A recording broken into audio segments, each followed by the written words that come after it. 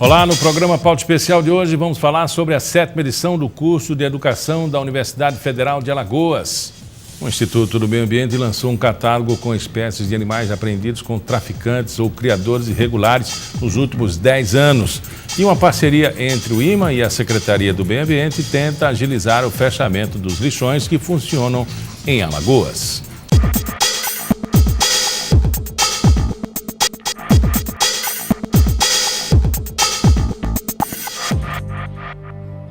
O IMA lançou um catálogo com todas as espécies de animais apreendidas com traficantes ou criadores irregulares nos últimos 10 anos. O livro, que foi elaborado principalmente para a consulta dos pesquisadores de campo, serve também como alerta para o crescente número de animais traficados em Alagoas. Aves, répteis, mamíferos. Cerca de 5 mil deles são resgatados por ano pelo Instituto do Meio Ambiente de Alagoas, em ações que fiscalizam o tráfico ilegal de animais silvestres. Alagoas faz parte da rota do tráfico como uma das principais regiões no Brasil de retirada de animais para venda ilegal. Agora, todos os animais que foram apreendidos nos últimos 10 anos estão catalogados no livro Tráfico de Fauna em Alagoas. A gente consegue fragmentar isso por grupo de animal, certo? Colocando em ranking, em estatística. Existe bastante foto também para servir como um guia de identificação para os técnicos que estão no campo. O livro, produzido pelo IMA, traz fotos e informações sobre os animais mais apreendidos no estado. Dentre as aves, a gente tem os canários da terra, ocupando o primeiro lugar das espécies, digamos assim, que mais deram entrada dentro desse período de tempo. Entre os répteis, a gente tem os jabutis, os mamíferos, as preguiças. Os animais apreendidos pelo IMA são levados ao Centro de Triagem de Animais Silvestres, que é vinculado ao IBAMA. Por lá acontece a recepção, identificação, reabilitação e destinação dos animais. Muitos vêm de feira, que são aquelas pessoas que estão lá vendendo realmente o animal, que são traficantes, a maioria deles porque vem em grande quantidade, e outros são de apreensões de pessoas que realmente criam, que gostam, que têm o hábito de criar o animal e que no momento de uma fiscalização, esse animal é apreendido e é levado para o centro. Se o animal vier a estar apto para a soltura, a gente vai sim fazer a soltura no local de ocorrência dessa espécie. A utilização, caça ou apanha de animal silvestre é crime e deve ser denunciada. E aquelas pessoas que sabem de alguém que cria ilegalmente, ela pode sim denunciar para o IMA ou o IBAMA. E ainda falando em preservação do meio ambiente, o IMA e a Secretaria do Meio Ambiente estão trabalhando para encerrar os 26 lixões que ainda existem em Alagoas. Para falar sobre como anda esse processo, eu converso agora com a gerente de resíduos sólidos da SEMAR, Elaine Melo. Qual é o estágio desse processo hoje? Bem, a gente tem 102 municípios, né? Dos 122, 26 eles já estão destinando adequadamente. 26 a gente também, inclusive, aumentou mais 2 ontem, 2 municípios começaram a destinar para os aterros, então são 28 municípios que encerraram os lixões, a destinação desse material nesses lixões e estão encaminhando para os aterros sanitários. O que diz a lei? A lei diz que a partir de 2014 os municípios obrigatoriamente precisavam destinar adequadamente e encerrar os lixões. Algum aditivo para reformular? Já estamos em 2017, né? Não, houve várias tentativas que fosse feito esse aditivo, mas foi esse período também que aconteceu todos esses problemas políticos no país e esse projeto ele deve estar em algum trâmite dentro da Câmara, né? E aí a gente não sabe se ele realmente vai ser aprovado. Acredito que não. Uhum. Qual é a área mais crítica, assim? São as áreas mais longínquas, são aquelas que têm mais problemas sociais? Quem está à frente?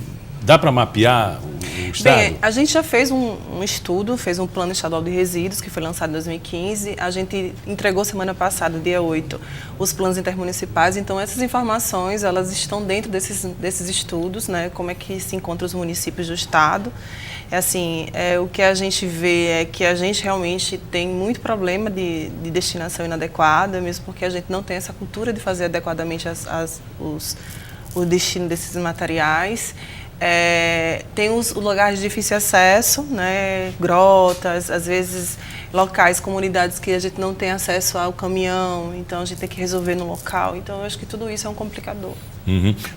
Áreas urbanas, principalmente? Áreas urbanas eu não tenho muito problema de coleta dos resíduos. Eu tenho muito problema da destinação desses materiais nos lixões. Então, o que a gente vê muito nesses municípios que não estão destinando adequadamente ainda é os bota fora, né? O pessoal vê lá um terreno baldio, o caminhão não passando na hora, no momento que aquela pessoa queria, e coloca lá naquele terreno e vira um ponto de lixo. Mas até a capital tem esse tipo de problema, né? As pessoas vão elegendo espaços para ser lixões, né? Isso. E assim, aí vem sendo feito um trabalho, né, dentro do município, principalmente o Marcel, porque tem uma fiscalização mais ativa, para que esses pontos sejam diminuídos. Mesmo assim, mas apesar da lei, né, de destinação do lixo, que até pune, multa, nós, a população, a gente envergonha, né, a nós mesmos, porque aquele da Assis Chateaubriand, o Dick Estrada, você percebe que existe a coleta, e a coleta às vezes até inadequada, porque vai com uma patrol, uma máquina, e vai retirando o lixo e também tira o sedimento, vai tirando calçada, invade a pista. Quem passa no Dick Estrada e na Assis Chateaubriand sabe o que eu estou falando. Mas as pessoas não deixam de jogar lixo ali. É verdade, assim. Uma das coisas que a gente vem pontuando em relação a isso é o que fazer com aquele material, porque ali tem muito resto de sururu, né? De casca de sururu.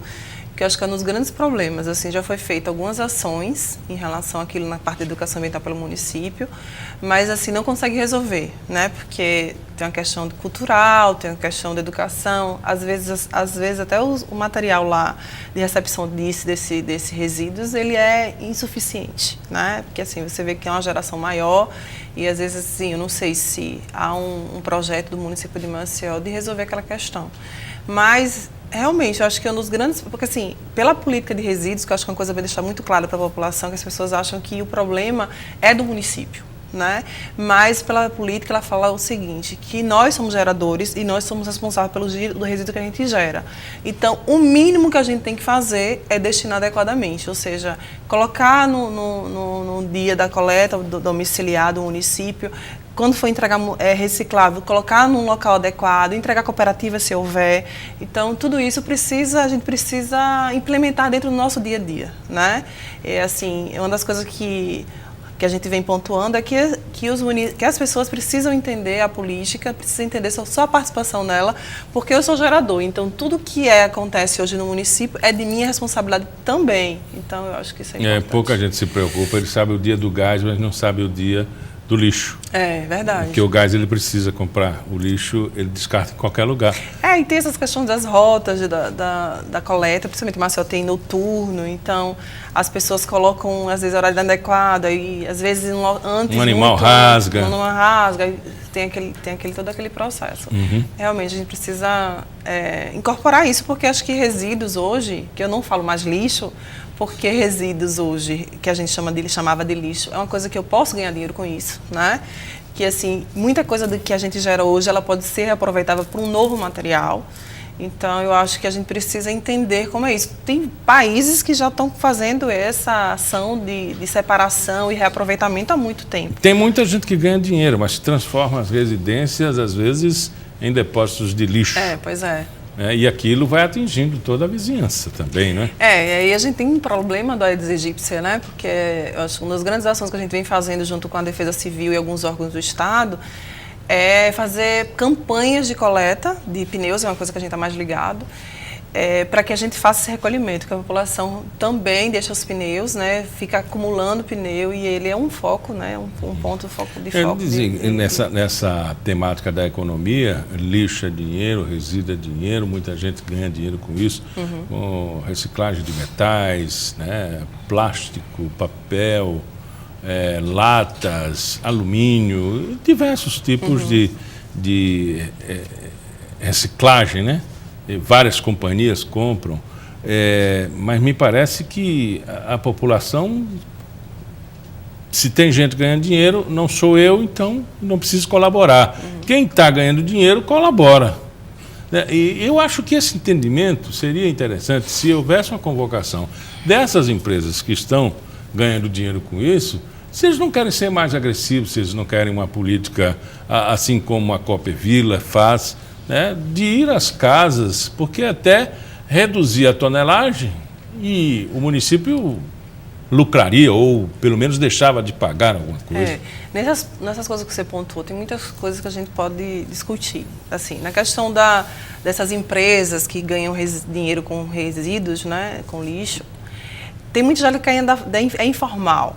Né? Então, se você vê muito atravessador, que ele é ainda de pequeno, médio porte, que ele não tem CNPJ, então ele faz aquela comercialização ali interna e assim, não nenhum tipo de controle em relação a isso, que eu acho que é uma coisa que a gente tem que pensar.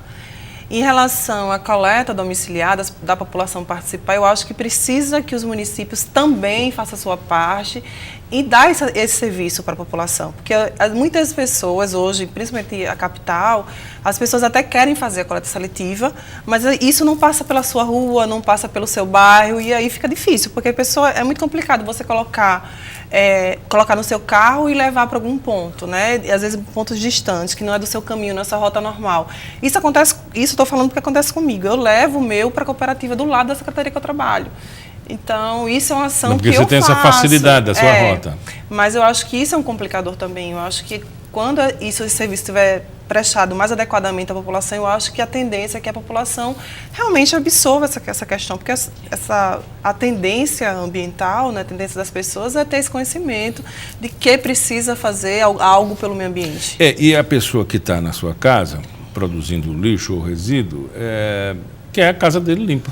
Pois né? Aí ele pega, acondiciona, vamos dizer, que ele participa até da seleção. Plástico para um lado, papel para o outro, orgânico para outro. E naquela destinação ele vai para o canteiro da Siqueira Campos. Ele mora por ali, vamos na suposição. Quando ele retorna, à noite, ele vê que o lixo está todo rasgado. Aquele orgânico que ele pensava que alguém poderia aproveitar, está todo jogado no chão. Às vezes, casca de camarão, peixe que gera um mau cheiro terrível e volta para a porta dele, né? Mas a gente ainda não tem essa educação, né? Eu acho que uma coisa que você pontuou, acho que era interessante. Assim, as pessoas não sabem o horário da coleta. Então, isso acontece muito por causa dessa questão. Porque, mesmo assim, às vezes ela sabe, mas ela não se interessa na hora da coleta. Também isso acontece. Porque, assim, às vezes o caminhão passa e você, assim que ele passou, não dura 10 minutos, você coloca um saco de lixo na porta, né? Isso acontece bastante. E assim, a gente vem até discutindo isso com a população, principalmente no município do interior, e a dona disse o seguinte: eu coloco lá e o município tem que ir lá buscar. Então, até isso, as pessoas precisam entender o papel dela dentro do processo. O município tem realmente a obrigação de fazer a coleta, mas ela também tem a obrigação de colocar no horário correto. Né? Então, a gente precisa entender, porque quando você vê o saco de lixo saindo do chorume, né, que é aquele líquido negro que sai, cheio de bactérias, a pessoa quer realmente se livrar daquele cheiro, daquele lixo. Né? Então, se a gente tivesse esse trabalho, né, de saber o horário, de ter essa responsabilidade, de ter uma fiscalização mais ativa do município, porque assim, Maceió é mais complicado, mas o município do interior isso é um pouco mais fácil. Eu já conheci municípios que tem uma plaquinha na esquina da rua dizendo o horário da coleta. Então, aí a população daquela rua precisa entender que o horário é aquele horário. Se passar e você colocar depois daquele horário, o munícipe é multado. Então, eu acho que isso é todo um processo que precisa ser repensado pela população. Vamos agradecer a Elaine Mello, gerente de resíduos sólidos da SEMAR. Muito obrigado pela entrevista. Muito obrigada a todos. Depois do intervalo, a gente vai falar sobre a 7ª edição do curso de Educação Ambiental realizado pela UFAL.